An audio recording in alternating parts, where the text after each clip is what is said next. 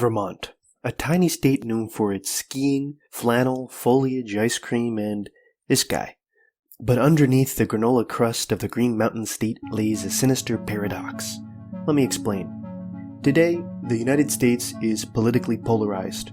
On the one hand are the vast inland rural areas, bulwarks of conservatism that reliably vote Republican. On the other hand are the coastal, urban, and liberal areas. This divide is most obvious on maps of the recent presidential elections, as you can see. Here's a graph of the 2012 presidential election, with the y-axis measuring votes for the Democratic candidate Barack Obama, and the x-axis measuring the percent of a state's population which lives in an urban area. As you can see, on the right you have urban liberal states such as Rhode Island and Massachusetts.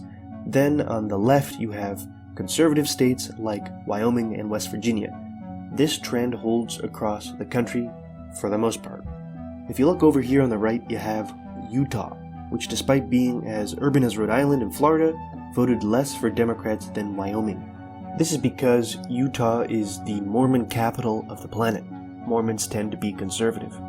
What are the other exceptions? Way to the left of the graph, beyond Mississippi and West Virginia, are the most rural states in the country, Vermont and Maine. Both are pretty liberal. In fact, 2/3 of Vermonters voted for Joe Biden in 2020, the most of any state, only surpassed by Washington, D.C. In fact, the last time Vermont voted Republican for president was in 1988, when 39 other states did as well. Before that, Vermont was reliably Republican. It voted for Nixon 3 times. So, what changed? Did Bill Clinton charm Vermont so much that it's voted blue no matter who since then? Well, maybe a little, but something more complex is at play. Remember why Utah is so conservative despite everyone living in Salt Lake City? The same sort of thing happened in Vermont. Except where a conservative religious group fled to Utah, Vermont has attracted Nature Valley eating liberals from more originally liberal states like Massachusetts, Connecticut, New York, and New Jersey. This is called idiocultural migration. But did a bunch of masshole flatlanders decide to move to Vermont all at once in 1988? No. Taking place over the course of decades, Vermont's outreach to tourists gradually changed the state itself. Starting in the 1920s, Vermont advertised itself as an idyllic paradise, an escape from the congested cities to the south. This soon linked up with the countercultural movement, attracting hippies and activists. This process, of course, was self-propelling. As more hippies moved to Vermont, other hippies were attracted to the state as well. The famous Vermonters we know today, for example, Bernie Sanders, Howard Dean, Ben and Jerry, were all born and raised in the greater New York City area. Economic factors are also important to this idiocultural migration. Skiing, for example, attracted the sort of wealthy liberals who liked that sort of thing. Meanwhile, new technologies and economic developments extinguished the many Vermont family farms, replacing them with such things as the 1960s IBM plant at Essex Junction.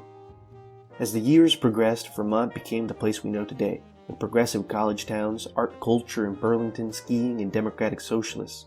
Now, for 100 years, Vermont was led by Republican governors, until anti-Vietnam War Democrat Philip Hoff won in 1962. While no shortage of Republicans have governed Vermont since then, these are the moderate sort of Rockefeller Republicans, which are common in the Northeast. So why does this all matter? Well, it certainly matters for Vermont.